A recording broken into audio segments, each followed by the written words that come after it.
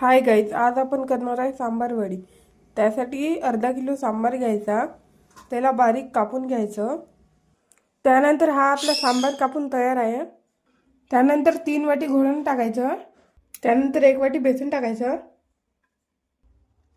त्यानंतर 5 ते 6 मिरची आणि 10 ते 12 लसणाच्या पाकळ्या ग्राइंड करून घ्यायच्या आणि त्यात थोडंसं जिरे टाकायचं. त्यानंतर हा आपला पेस्ट ग्राइंड होऊन तयार आहे. त्यानंतर अर्धी वाटी तीळ टाकायचे. त्यानंतर अर्धा चम्मच हळद टाकायची. त्यानंतर 1 चम्मच तिखट टाकायचं. त्यानंतर 1.5 चम्मच मीठ टाकायचं.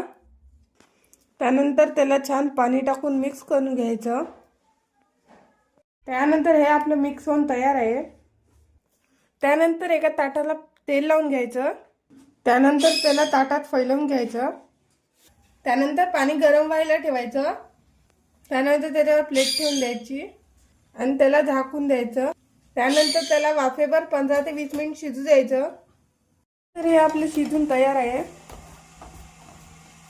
त्यानंतर त्याला चाकूने कापून घ्यायचं. त्यानंतर वड्या तळण्यासाठी तेल गरम व्हायला ठेवायचं. त्यानंतर तेल गरम झाल्यानंतर त्यात वड्या टाकायच्या. त्याला थोडंसं ब्राऊन होईपर्यंत तळून घ्यायचं छान. त्यानंतर या आपल्या खुसखुशीत आणि स्वादिष्ट वड्या खाण्यासाठी तयार आहे.